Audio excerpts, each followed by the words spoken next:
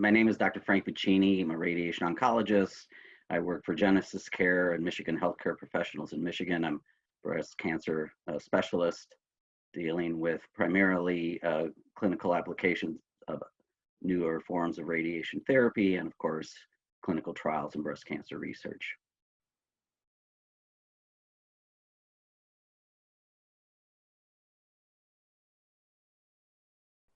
The ideal candidates suitable for partial breast irradiation after lumpectomy, there are now 7 prospective randomized trials that have compared the traditional 6 weeks of whole breast irradiation given after lumpectomy versus partial breast irradiation, which is radiation delivered in 1 to 2 weeks or less and only to a smaller region of the breast.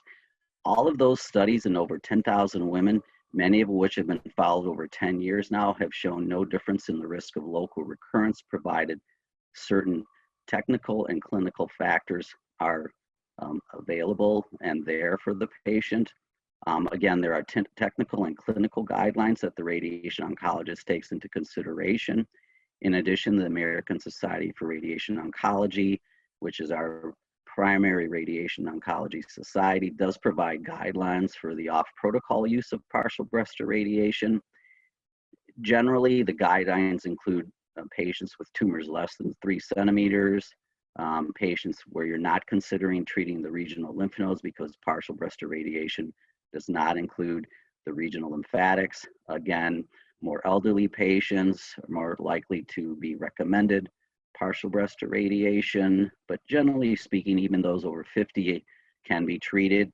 And so, in other words, most of the lower risk patients after lumpectomy certainly can be considered ideal candidates for partial breast irradiation. In addition to clinical and pathologic factors, there are technical considerations that the radiation oncologist looks at.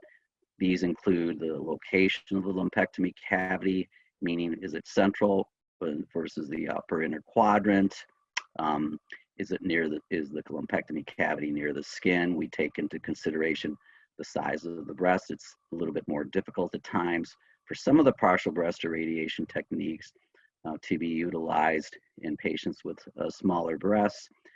There are many radiation criteria that we take into consideration.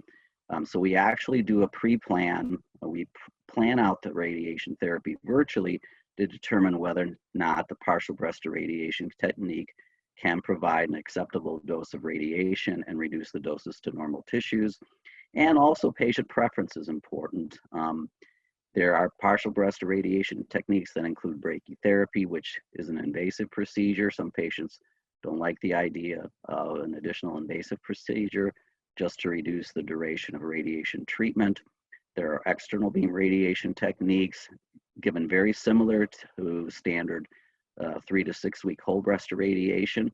And even recently, there's published data on delivering 1 fraction of radiation therapy at the time of surgery, intraoperative radiation therapy, which is a form of partial breast irradiation.